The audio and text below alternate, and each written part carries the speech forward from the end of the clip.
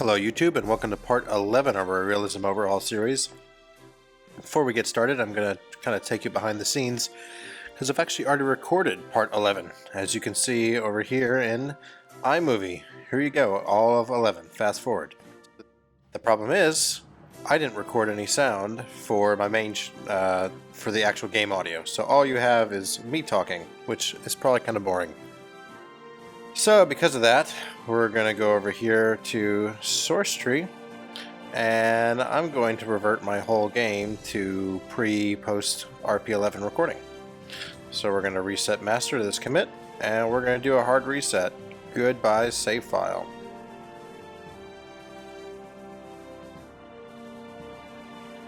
And now I can say hello YouTube and welcome to part 11 of our Realism Overhaul series. Let's start our game.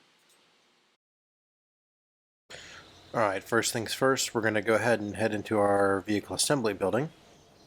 And the contract we're going to go and try to complete today is this guy from Rockomax. We need to orbit this, or position this guy in an orbit that's almost polar, but we need a film return camera on the satellite. So this guy is over here in our science stuff. Here we are, and film return satellite. It's going to cost us, not satellite, camera. It's going to cost us 20,000 credits, so now that we have money we can go ahead and unlock him. And I'm going to go ahead and load up the Delta craft from our previous videos, and we'll kind of use him as a template. Now I'm going to want to reuse all of this. The only thing I'm going to change is the actual satellite up here. So let's start modifying this guy. Take this engine off, and all we need to do is add our film return camera. And we don't need this science equipment anymore. And we'll put our engine back on the bottom. And now we can see this vessel only supports up to 0.2 tons, and we're at almost 0.4 tons. So we need to add some more cores on here to take care of that. So we'll put one on here. And because of the weight that added, that's actually not enough, so we'll do another one. And now we actually have room for a bit more fuel, so we can increase the utilization of this guy up. And there we go. And while we're here, let's make sure that this guy doesn't have any upgrades. It's always good to check. I can never remember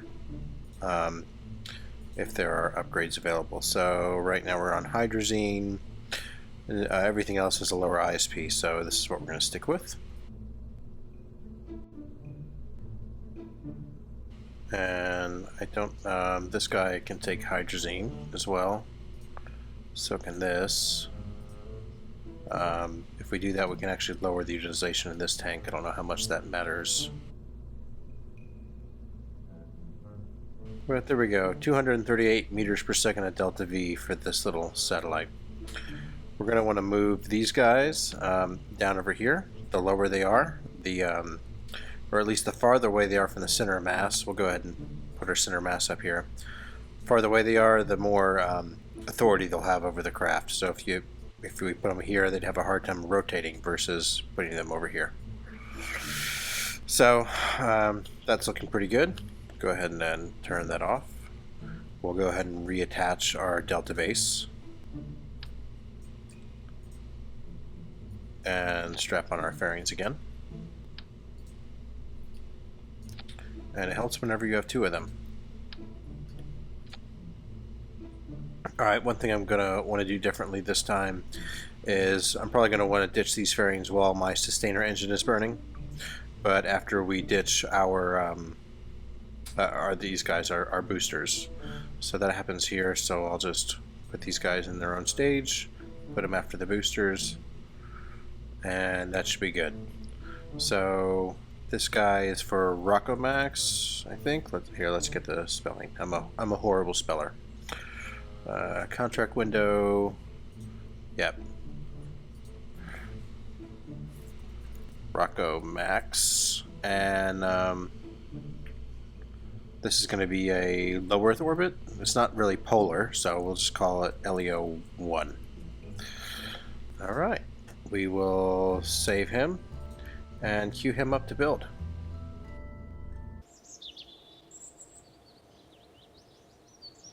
Alright, now let's go ahead and, while this builds, I want to check something. I know we're pretty close to our other construction site being done, and that was over here in Koru. So I wonder if we can just do it from here. Let's see. Here we go, launch pad. So this still has another 410 days. So we can probably build another 2 of these rockets. The one we're building now is going to take about 200 days, and so probably the next rocket we build can be over here in Koru, and we can start doing some equatorial launches. So let's go ahead and switch back to Cape Canaveral, and we want to just go ahead and build our Rockomax contract rocket. Warp to complete. And Rockomax LEO1, warp to complete. And let's begin rolling this guy out. Alright, you may be thinking, alright, daytime launch, but because this needs to be in a specified orbit, we have launch windows. There's 2 launch windows, and we can see them by going to the tracking station. Alright, this purple line is our intended orbit, and we can see that we are right now over here. So if we launch now, we'd never be able to get into this orbit. We do not have the delta V to do that. But we can launch whenever we are here and going up, or we can launch whenever we're here and going down. So the earliest window is on the dark side, so we'll go ahead and warp over there. That actually reminds me of a joke. How does Darth Vader like his toast? A little on the dark side. I'm here all day, folks. Alright, that's close enough. Let's go ahead and get to the launch pad and set up our launch parameters.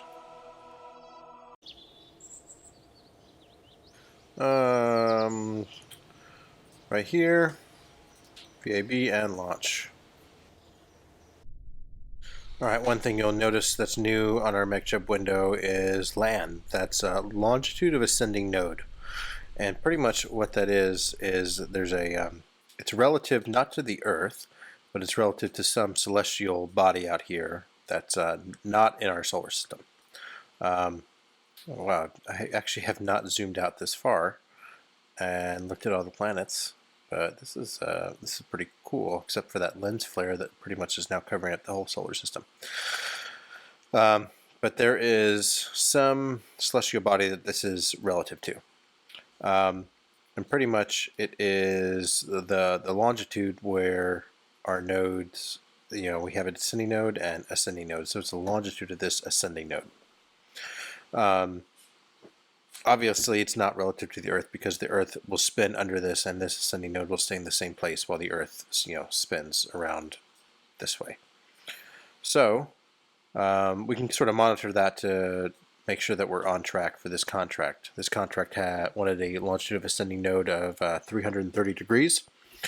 Right now it says 30 degrees, and we really can't trust it right now, though, because we are orbiting the Earth this way, and we're going to be changing our orbit this way. So as we launch, we're going to see that number changes.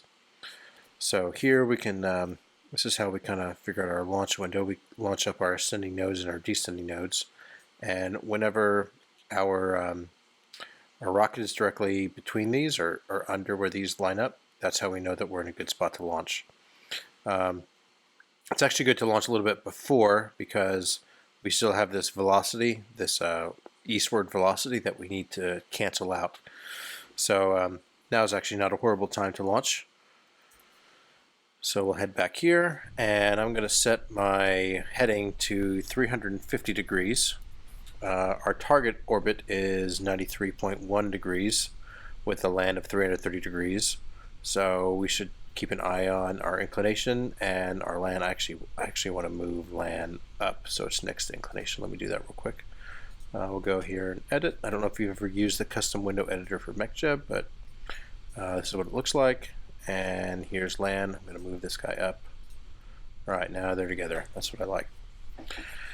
So we will throttle up, make sure this is an execute, and we're good for launch.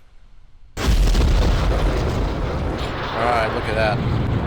I updated some mods for Kerbal Space Program, and one of them gave me these new lighting effects, which I really think are really cool. You can see the light from the engines reflecting off the metal of the rocket boosters, so kind of like that. Alright, we're going to start pitching over. And somehow, just by launching now, our LAN has flipped about 180 degrees, so I'll be curious to see the math involved in calculating this. I will go ahead and start just following gravity as we turn over. You can see as we climb through the atmosphere, our plume is getting a little bit bigger now. And keep your fingers crossed. I hope we don't get any failures introduced by test flight, because that would mean that we would just need to do it all over again.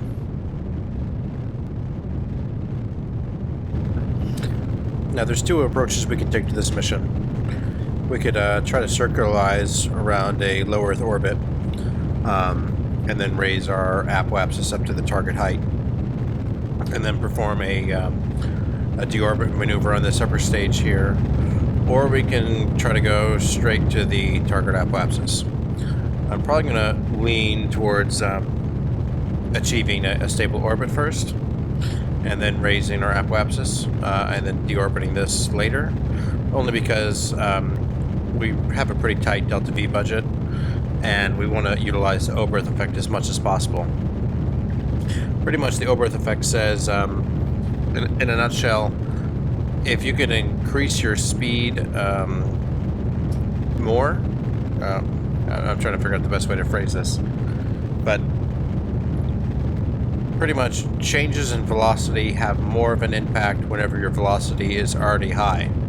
So, because energy is the square of velocity, if I remember that correctly. So, in layman's term, the lower you are, the more efficient your rockets are. Our boosters are burning out now, so we'll separate them. So, while I could shoot straight for a high apoapsis of, I think this contract needs, whoa, there was an explosion, 1.7 million meters, we would start to lose efficiency as we get higher and higher, and we might actually run out of delta V to complete our mission. So I'm going to try to achieve a good low orbit, and then we'll deorbit this later. I'll show you how we do this. Alright, our dynamic pressure is pretty low, so we can go ahead and drop these fairings. And I'm going to activate my antenna. Now, I don't know who watched the last SpaceX launch of TICOM 8, I think is what it was. But they were actually talking about how SpaceX wants to start reusing those fairings. So I guess on their rockets they have a pretty standard cargo size, unlike what I do. I just kind of fit my fairings to whatever satellite I have up here. But theirs are pretty standard. So if they can start reusing those, that could save on cost even more. So that'd be kind of cool. I don't know if they just plan on strapping parachutes to the inside of those, or covering them in some sort of ablative material. I mean, if we look at where we launched our fairings, we're going pretty low, so they're pretty low speed, so they wouldn't burn up in the atmosphere. So I don't know. That'd be kind of cool to see how they go about doing that. So now we can see our land and our inclination are much closer to our targets, which makes sense since we're looking at the map. We're right under where we would expect to be.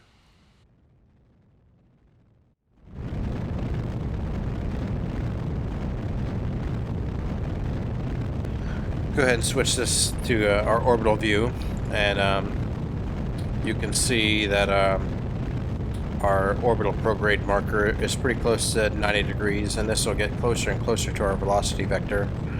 Once our inclination reaches 93.1 degrees, though, we'll go ahead and switch to orbital prograde.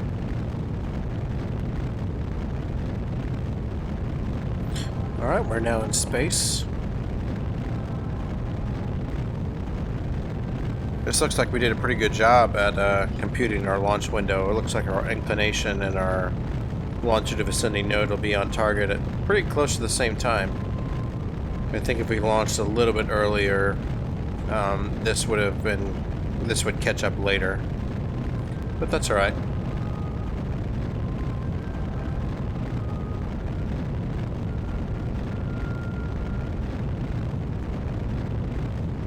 Alright, get ready to switch to orbital prograde. And switching. And now I'll kind of manually adjust this to bring this back down a little bit. That's pretty good.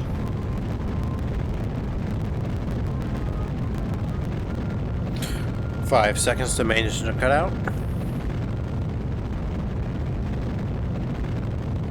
Alright, and we will separate and fire up our second stage.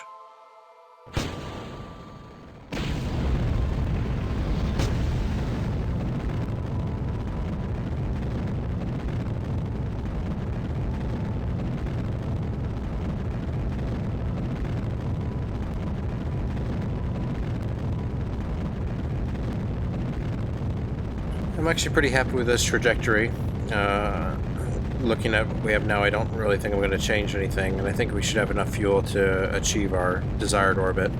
One thing I am going to do right now is disable the electric charge on this guy. I want him to conserve his power because we're going to need power in this unit to perform any deorbit maneuvers that we might want to do later. I remember whenever we first launched the Delta, we forgot to do that. This guy ran out of power, and then we got our first piece of space debris, so I don't want to make that mistake again.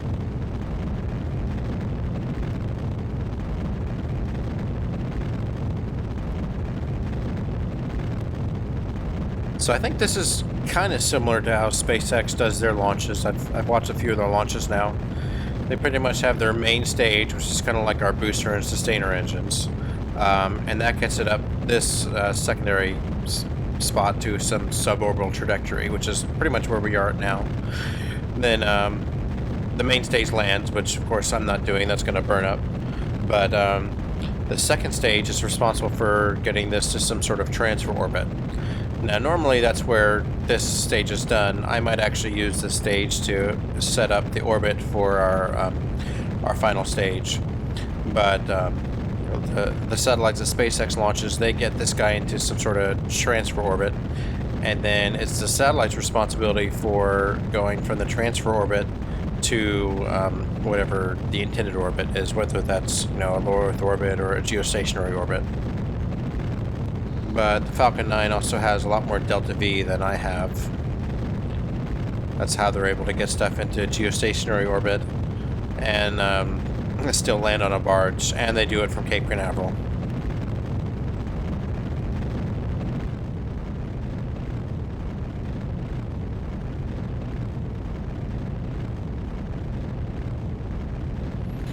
Getting a nice view of the sunrise over here.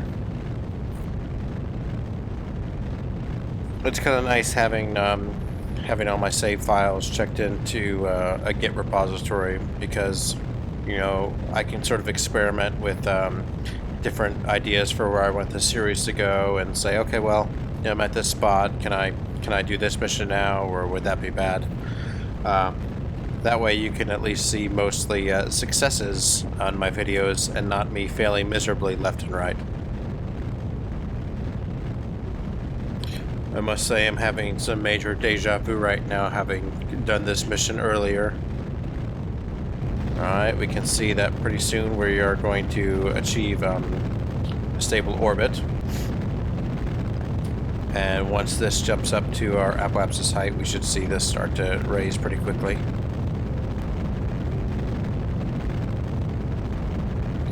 Alright, here it goes. Now we will cut our engines whenever this is around 1.7 million meters. That's what the contract wanted.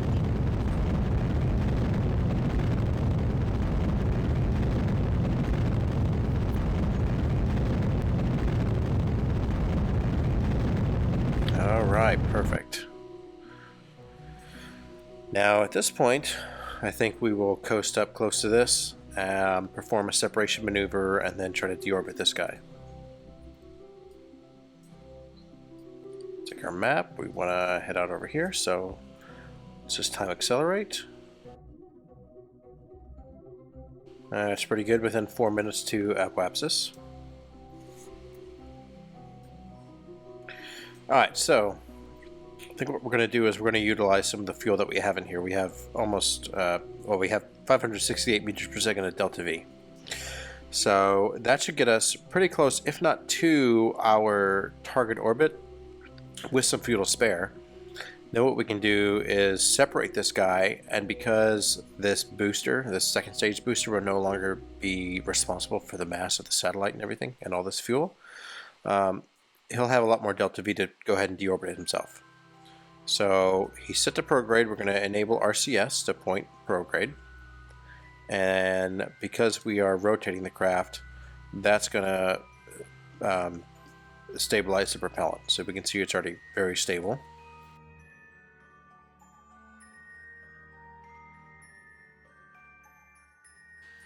I'm going to turn off RCS actually and get this closer to Apoapsis. So I'm just going to kind of spin all the way through my prograde marker, and we'll kind of time accelerate a little bit.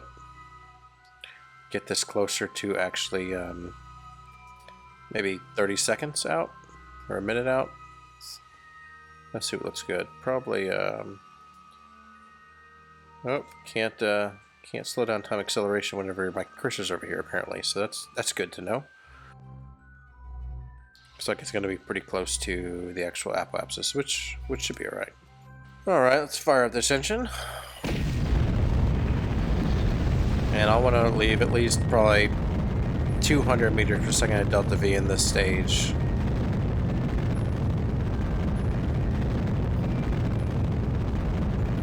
Four, 5, 6.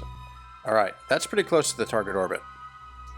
I could actually leave this thing the way it is, but this guy's going to drain electric charge from this, and I don't want to deal with this running out of power.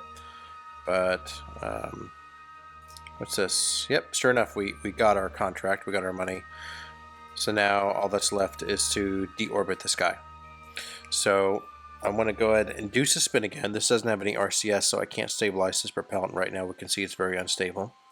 So I'm going to first re-enable the power, so this has power to communicate.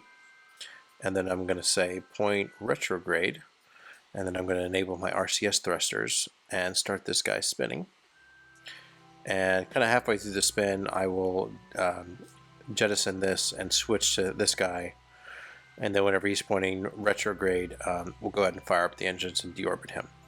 Now right now, he still has 234 meters per second at delta V. Now we're going to separate. I will switch to this guy, and now we can see we have 376 meters per second delta V, because he's no longer responsible for this probe. The only problem is this guy's right in the way, so I'm actually going to want to switch back to him, tell him to point prograde, turn on RCS, and maybe just kind of bump him out of the way while this guy spins. Switch back. Alright, now this guy's propellant is very stable, that's good. We're going to wait for him to get pretty close to a retrograde motion. That's the prograde marker, so we'll pass through that, and then we'll fire up these engines for another 10 seconds. We got plenty of electric charge, so we should be fine, I hope. Alright, that's probably close enough. We're not going for surgery here, so fire this guy up. There goes our little satellite. We can see we're almost out of fuel. Oh my goodness, you gotta be kidding me. We didn't have enough to deorbit this guy. I could have sworn we would have been good. Well, looks like we now have 2 pieces of space debris that we gotta take care of. This was so close to being deorbited. I'm really disappointed. In my previous recording of this mission, we successfully deorbited him, so I guess we'll just have to play cleanup later. That's really kind of frustrating, but it is what it is. We'll play cleanup later, I'm sure. I had this mission to not have any space debris. But, alright, I guess we at least completed our mission. We'll head back to the Space Center, see what's available for us there. Alright, let's see what contracts we have available. We got a new orbit one. Don't want to do that yet. Position real shoot polar 1 in adjusted orbit of Earth. This looks like it's pretty close to the orbit that it's already in, I think. So this might be a good one to accept. The inclination is the same. I think this is the same. We can go ahead and check in our tracking station.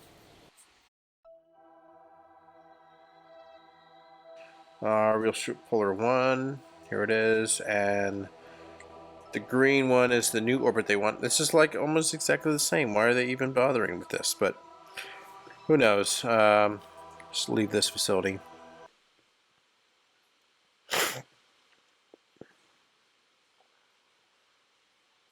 Go back to our contracts, and pretty sure we have enough fuel in that guy to complete this, so I will accept him. And I guess this company is Winter Owl, so maybe they bought out the rights to the satellite, who knows. But anything else that's worth doing? This is all X-planes. We can do this now, actually. Our plane is good enough for this. That might be worth doing later.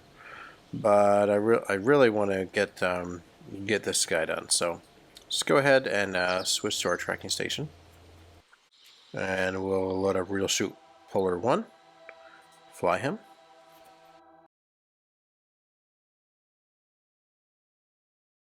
Alright, let's look at the map. So we want to, looks like, lower our orbit slightly.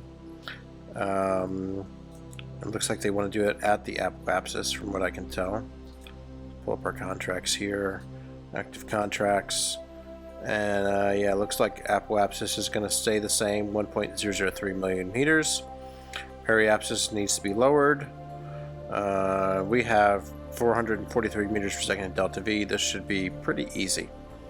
So let's go ahead and warp to our apoapsis, which is going to be all the way on the other side of the Earth. Alright, and exit the map view. And we're going to say retrograde. Turn on the RCS thrusters to orient ourselves. Check out our contract, find the magic number, 826,000 meters. Fire up this main engine. And drop this down to 826.